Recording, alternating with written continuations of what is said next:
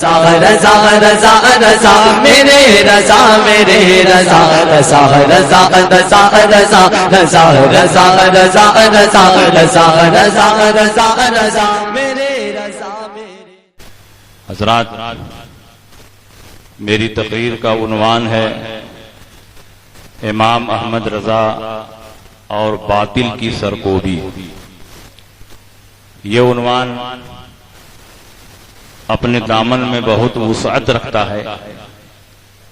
امام احمد رضا فاضل بریلوی کی پوری زندگی باطل کی سرکوبی میں صرف ہوئی۔ ان کی زندگی کا ایک ایک لمحہ حمایت حق اور رد باطل میں صرف ہوا۔ آپ مجددین کی تاریخ کا جائزہ لیں، مجددین کی تاریخ کو نگاہوں کے سامنے رکھیں۔ حضرت عمر بن عبدالعزیز اسلام کے پہلے مجدد ہیں اور اعلیٰ حضرت امام احمد رضا فاضل بریلوی 14ویں صدی ہجری کے مجدد ہیں۔ ہر دور میں مجدد آتے رہے۔ ان مجددین کے زمانے میں 1 2 3 4 فتنے آتے، لیکن اعلیٰ حضرت امام احمد رضا فاضل بریلوی وہ عظیم مجدد ہیں کہ آپ کے زمانے میں صرف 1 فتنہ یا 2 فتنہ یا 3 فتنہ یا 4 فتنہ نہیں تھا، بلکہ فتنوں کے انبار تھے۔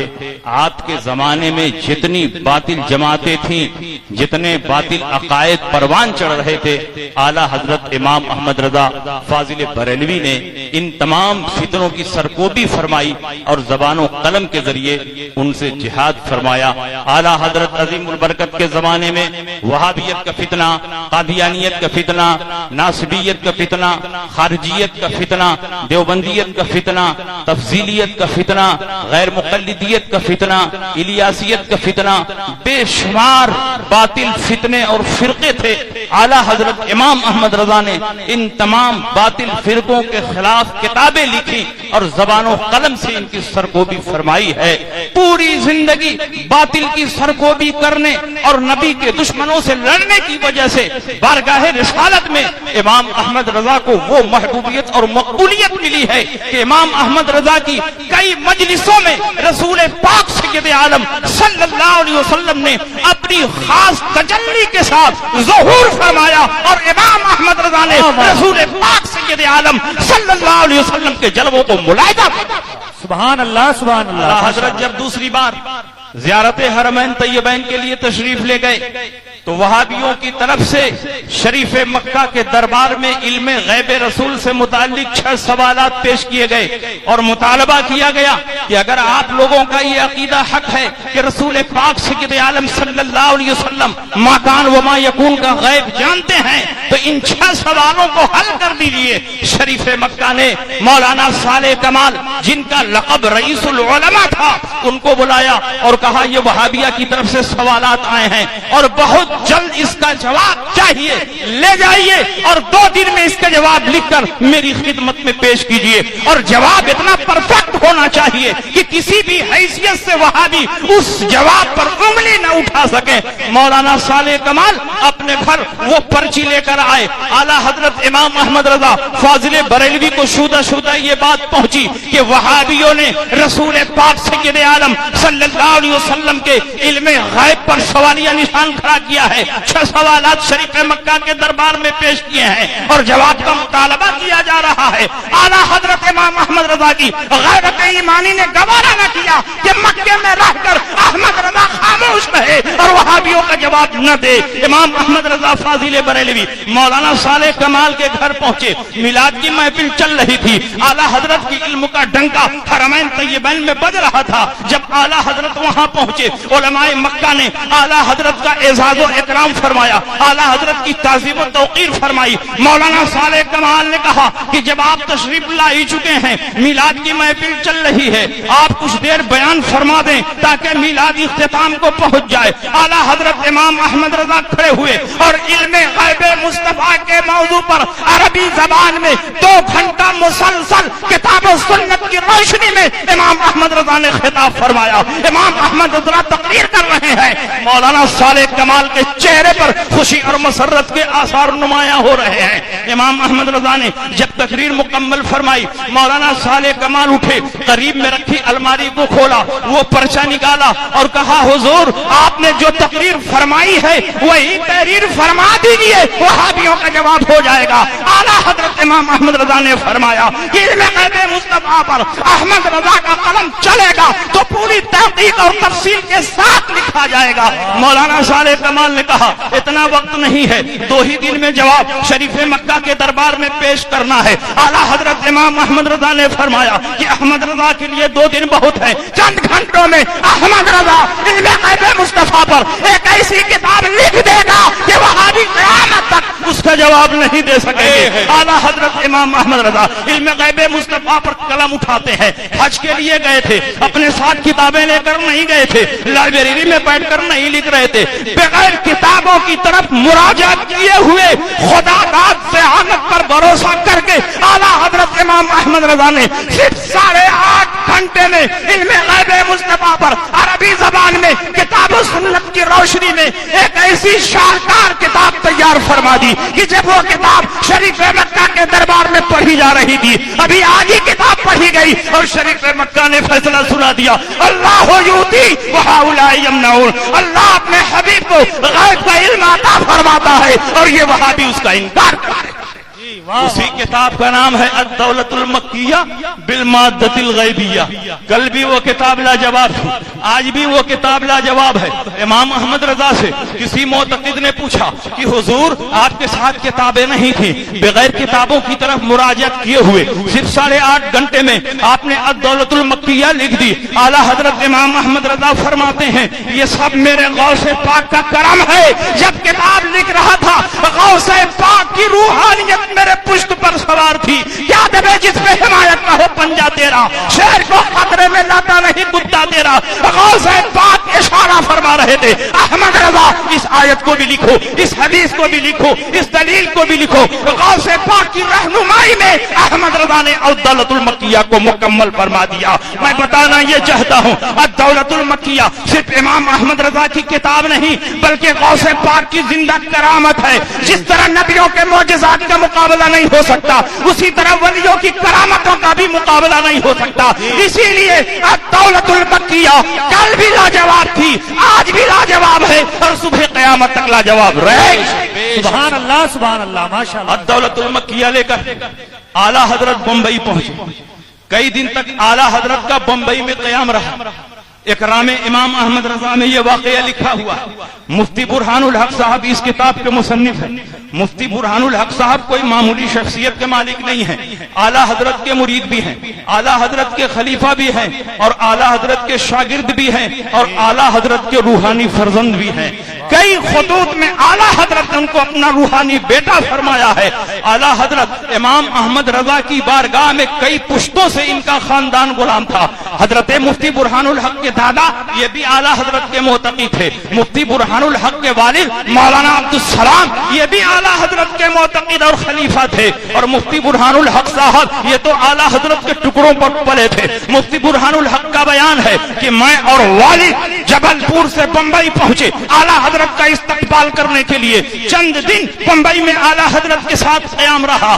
ایک دن اعلیٰ حضرت عظیم البرکت رضی اللہ تعالیٰ عنہ کسائی پارا کی مسجد میں تشریف لے گئے, جمعہ کی امامت فرمائی اور اس کے بعد سنیچر کو اسی مسجد میں اعلیٰ حضرت کے استقبال میں ایک عظیم الشان پروگرام رکھا گیا. مسجد کھچا کھچ نمازیوں سے بھری تھی, معتقدین سے بھری تھی. مفتی برہان الحق فرماتے ہیں اعلیٰ حضرت منبر پر بیٹھے اور رسول پاک سید عالم صلی اللہ علیہ وسلم کی محبت میں ڈوب کر رسول پاک کے فضائل و مناقب بیان کر رہے تھے. مفتی برہان الحق فرماتے ہیں کہ میں بھی دیوار سے ٹیک لگا کر بیٹھا ہوا تھا, میرے والد بھی بیٹھے ہوئے تھے, میرے چچا بھی بیٹھے ہوئے تھے. تقریباً 1 گھنٹہ تقریر ہو چکی کہ اچانک میری آنکھ لگ گئی, نصیبہ بیدار ہوا. میں نے دیکھا پوری مسجد میں نور ہی نور ہے، روشنی ہی روشنی ہے، ہر طرف اجالا ہے، اور اچانک میرے کانوں سے درود و سلام کے آواز ٹکرانے لگے، میری آنکھ کھلی، میں نے دیکھا امام احمد رضا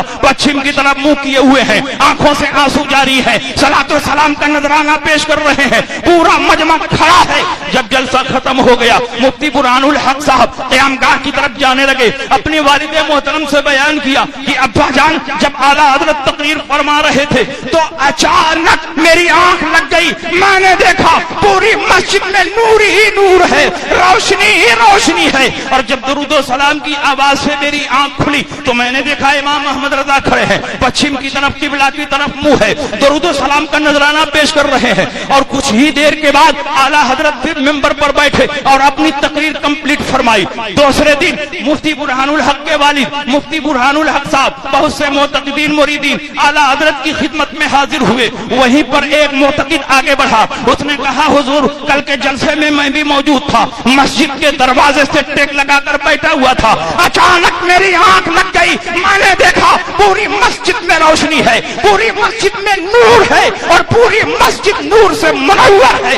حضور میں نے دیکھا کہ آپ قبلہ کی طرف منہ کیے ہوئے ہیں، درود و سلام کا نذرانہ پیش کر رہے ہیں، درود و سلام کی آواز سے آنکھ کھلی تو میں نے دیکھا آپ کی آنکھوں سے آنسوؤں کے قطرات جاری ہیں۔ مفتی برہان الحق کے والد نے فرمایا کہ برہان میاں نے بھی تو یہی خواب دیکھا ہے، برہان میاں نے بھی تو اسی نور کا مشاہدہ کیا ہے۔ اعلیٰ حضرت امام احمد رضا کی بارگاہ میں یہ حضرات پوچھتے حضور معاملہ کیا ہے؟ جب آپ تقریر فرما رہے تھے اچانک مسجد میں نور کہاں سے آ گیا، اتنی روشنی کہاں سے ہو گئی؟ اعلیٰ حضرت امام احمد رضا فرماتے ہیں کہ جب میں رسول پاک کے فضائل بیان کر رہا تھا اچانک سرکار نے کرم فرمایا، یہ سرکار اعظم کا کرم ہے کہ سرکار نے اپنی ایک خاص تجلی کے ساتھ اس مسجد میں جلوہ فرمایا، اور سرکار کے نور سے پوری مسجد منور و مجلہ۔